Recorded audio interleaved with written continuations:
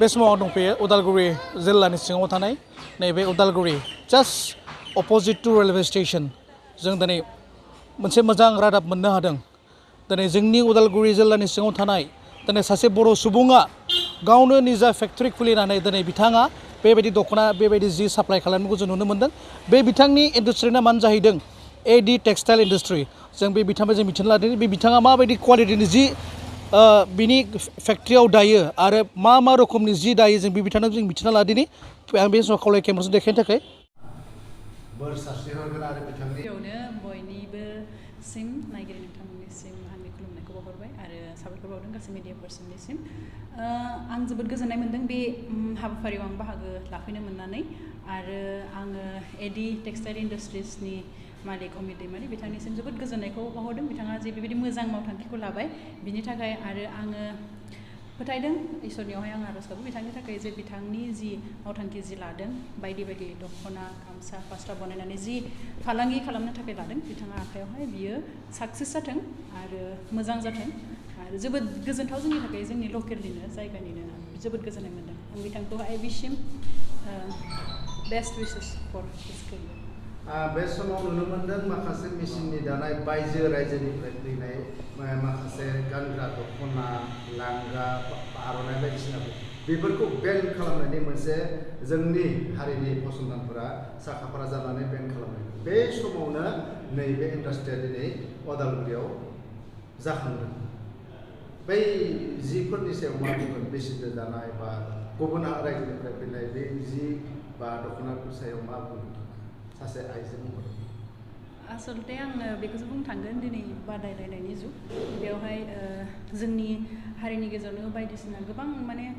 सोलोंथाइ लानानै बायदिसिना डिजाइननि दख'नाफोरखौ बनायो आरो जों किसुमान समाव आखाइजों दानाय सिगांनि आखाइजों दानाय समावथ' बाथ्राया एसे खस्थ'मोन दायोथ' बहुद एडभान्स जाबोबाय नालाय मेसिनाबो नांगौ जायो। नाथाय खोथाया आं सानो बेसो जोंनि लकेलनि मानसियानो गासै गोदान आदब खायदाजोंबो दानानै जुदि प्रडाक्टखौ जुदि खम समनि गेजेराव गोबां बिबांनि जुदि दिहुननो हायोबा बे मोजांनि खोथा। नाथाय जोंनि आंगो मानसिफोरानो जुदि बे हाबाफारिखौ मावोबा आरो जोंनि गुबैथिखौ लाखिनानै जोंनि ट्रेडिसनेल जिबायदि गुबै दख'ना बिनि गासै महर जेरैबायदि बेरखांनांगौ बेखौ दिन्थिनायजों लोगोसे दख'नायावहाय दिहुननायजों लोगोसे बेखौ मावलाङोबा आं मोजां मोनगोन आरो। दिनै नोंथाङा आलासि महरै बेयाव नुजाफैनानै दिनै A.D टेक्सटाइल इन्डास्ट्रियावहाय नोंथाङा मोनसे सोंथि खालामगोन दिनैखौ बे बेलायाव आं बुंनो सानगोन बर' दख'ना गामसाफोरखौथ' जोंनि हारिनि मानसियानो बांसिन गानो गुबुन हारिनि मानसिफ्रा फानब्लाबो फालांगिनि खेथ्रआवथ' जोंनि बर' मानसिया गोबाङानो गुबुन हारिनिफ्रायनो सोलोंबोदों। बुंनो थांबा गिबियावथ' बेबायदि फालांगिथ' खालामग्रा नंखायामोन नालाय आंनि मिन्थिनायाव आरो जुदि गोरोन्थि जादोंमोन मा खालामगोन। जोंनि बर'फ्राबो दायो रोंगौथि गोनां गोबां जाबाय आरो बेबायदि फालांगि खालामनो सोलोंबाय आरो दायो गावजों गाव सापर्ट खालायलायनाया मोजां। बेबायदि मोजां प्रडाक्टफोरा जोंनि बेबायदि बिथां अमित दैमारिमोन बायदि बा गोबां इन्डास्ट्रिसफोर दंसै बर'निनो आरो सोलियाखै नङा सोलिदों गोबां नोंथांमोनाबो मिथिगौ गोबां बायदिसिना ब्रेन्डनि दख'नाफोर दिहुनो जोंनि गोबां मानसियानो सापर्ट खालायलायदों गानलायदों अनसायलायदों गावजों गाव बिदि अनसायलायोबा जोंनो गानगोनथ' आरो गुबुनाबो मोजां मोनोसै बेबायदिनो बायदिसिना मोजां डिजाइननि दख'ना हिरिबो दिहुननायनि थाखाय थ' गावजों गाव सापर्ट खालायोबानो आवगायलांगोन आरो कम्पिटिसनाव जोंनि हारिनि सुबुंफ्राबो फालांगियावहाय थानांगौ आरो। मिडिया लोगो नोंथांमोन आं नोंथांमोनखौ साबायखर बावदों दिनै बे आंनि लन्च प्रग्रामाव नोंथांमोना फैनानै आंखौ हेफाजाब होफैनायनि थाखाय। बे मोनसे हाबाफारिखौ लानो हानानै बे मोनसे स्टेजाव सफैनानै आं जोबोद गोजोननाय मोन्दों। मानो होनब्ला फेक्ट्रि मोनसे सेटआप खालामनाया दिनै साननानै गाबोन जानाय बाथ्रा नङा। बेयाव फिजिकेल इनभल्भमेन्ट थायो गोबां खस्थ' थायो बेजोंनो लोगोसे फाइनान्सियेलनि खोथा दङ। जोबोद नारा नाथा नाजानायनि गेजेरजों बे फेक्ट्रिखौ आं सेटआप खालामबाय। जोंबायदि उन्दै बा मिडिल क्लासनि मानसिनि थाखायथ' गोरलै नङा अब्लाबो इसोरनि हेफाजाब आरो गोबां मानसिफोरनि हेफाजाबाव आं बे फेक्ट्रिखौ सेटआप खालामनो हाबाय आरो दिनै बे फेक्ट्रिनि प्रडाक्टखौ सेथिबारनि थाखाय आङो मार्केटाव हगारनो लन्च खालामनो हाबाय बेनिखाय आं जोबोद गोजोननाय मोन्दों। बबे जायगायाव लन्च खालामो? बे जायगाया जाबाय जोंहा उदालगुरि टाउन बे टाउनावनो आङो लन्च खालामदों गिबि खेबनि थाखाय बेनिफ्रायनो माल साप्लाय हरदों दासिम जों सानै मानसिनो हरबाय दिनै बेनि उनाव जों उनाव आसा खालामदों गोबां मानसिफ्रा मोनथियाखै गोबां मानसिफ्रा नोंथांमोननि जुगिदि मोनथिनानै जोंखौ कन्टेक्ट खालामगोन आरो जोंनिफ्राय जिनिसखौ लांगोन होननानै आसा खालामदों इन्डास्ट्रिनि लकेसनखौ बुंगोन नामा बबेयाव इन्डास्ट्रिनि लकेसना जोंहा हरिसिंगा सस्तापारा आरो बेनि सिङाव बेलगुरि होननाय दाबसे गामि बे गामियावनो दङ फेक्ट्रिया दाग्राया साबेसे दं आरो नोंथांनि दानाय जि आगजु मेसिन बेफोरो मोनबेसे दं जोंहा मेसिना जोंहा 6टा दङ 6टा हाल दङ बेनिफ्राय मावग्रा हिसाबै जोंनो 12 जन नांगौ दा जों नोंथांमोननि हुजुगावनो आं बे बाथ्राखौबो फोरमायनोसो सानबाय जोंहा दासिम आं दायो गांथाम जि मोनथाम डिजाइननि मोनसे जाबाय बिदन मोनसे जाबाय साइडआव आगर आरो मोनसेखौ आनारकुलि होननानै बुङो बे आनारकुलि सोदोबफोरा आसलते आं बेखौ बुंहांसै एसे गोलाव जागोनबाबो जोंनि सोदोब नङा बर'नि सोदोब नङा खिन्थु दायो बे सोदोबफोरा जोंखौ डमिनेट खालामनो हमदों जाहोना जाबाय गुबुन हारिनि मानसिफ्रा जोंनि दख'नाफोरखौ बानायनो बहुद हमबाय जोंनि मानसिनि गेजेराव दा फेक्ट्रि गैया दा आनारकुलि होननानैथ' जों बाहायफेराखै दा बे आनारकुलियानो सोलियो ओंखाय आंबो दिनै आनारकुलिखौनो बुंथ'नोसै बिनि नाम आलदा उनफोराव बाहायनो हायोब्ला बेखौ नोजोर होनाय जागोन दा जायखिजाया जादोला बे मोनथाम हाला सोलिदों साथाम दाग्रा बेनिफ्राय बे खुन्दुं थुनग्रा बायदिसिनाजों लोगोसे जोंहा 6-7 जनसो मानसि दायो उइथ मेनेजार दङ जोंनो टटेल 12 to 14 12निफ्राय 14 जनसो जोंनो वार्कार्सफोर नांगौ जायो दा बेखायनो नोंथांमोननि सुजुगाव आं बुंखानोसो सानबाय सोरबाफोर खामानि मावनो गोसो दङब्ला नोंथांमोना आंखौ एप्रच खालामनो हागोन जों गाज्रि सेलारि होआखै जोङो बबेबा मोनसे प्राइभेट स्कुलाव मावनायनिख्रुइ 1000 बाबो बारा जोंनि सेलारिया आं गोबांखौ बुंला आं बेसांखौल' बुंनानै दोनबाय आरो मोनसे प्राइभेट स्कुलाव माब्लाबा आं डिग्रेड खालामाखै प्राइभेट स्कुलखौ खोथा बुंनायनि जाहोना जाबाय जों एथ' खम सेलारि होआखै सोलिनो हानाय सेलारि होनानै जोङो मानसिफोरखौ लाखिदों बेनिखायनो सोरबा मावनो गोसो गुदुंब्ला मावफैनो हागोन आरो जोंनि खामानिया एसेबां खस्थ' बिदिबो नंद्राया नोंथांमोना नायफैनानै जोंजों जइन जानो हागोन गोबां साबायखर नोंथाङा जि सोंथिखौ सोंदों आं मोजां मोनदों जोंहा जि गुबुन रायजोनिफ्राय फैनाय दख'ना बा जोंनि गानग्रा जोमग्रा आइजोफोरनि बेनि सायाव मा बुङो होनना सोंदों दा खोथाया जाहैबाय दा जोंना दहाय जोंनि आलासिया बुंलांनाय बायदि जोंहा आदब खायदाया एखे नङा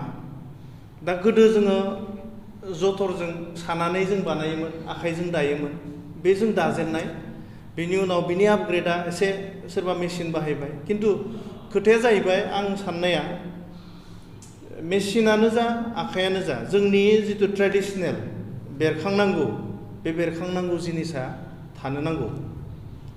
जोंथ' आखाइजों दानांगौ जुग जुग जोङो आखाइजोंनो दाबाय थागोन बे नङा हमना ला दा गुजरातफोर बायदियाव सिगाङाव पावारलुम बाहायोमोन जोंनि गस्ला लंपेन्ट बा माबा माबि ड्रेस बानायनो थाखाय दायो बिसोरो पावारलुमनिफ्राय रेपियारनिफ्राय बिसोर दायो एयारजेट वाटार जेट बेबायदि फैबाय बिसोर मोनसे स्टेजावनो थायाखैमोन बिसोरबो आखाइनिफ्राय फैयै दिनै बिसोर एयारजेट वाटार जेटआव मोनफैबाय जाय दा बेबायदि हिसाबै जोंबो गोदान टेक्न'लजिखौ एडप्ट खालामनानै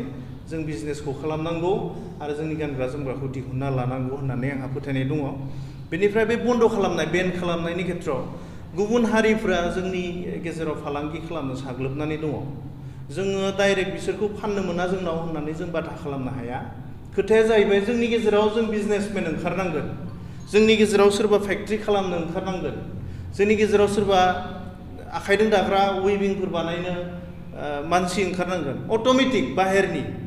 मानसिया जोंनिफ्राय गोजान जागोन जोंनि गेजेरावनो जोंनि गानग्रा जोमग्राखौ जोङो दानानै लानो हागोन गाननो जोमनो हागोन आंहा बेबायदि मोनसे फोथायनाय दङ बेनिखाय जोंनि मानसिया बिजनेसाव फेक्ट्रिफोर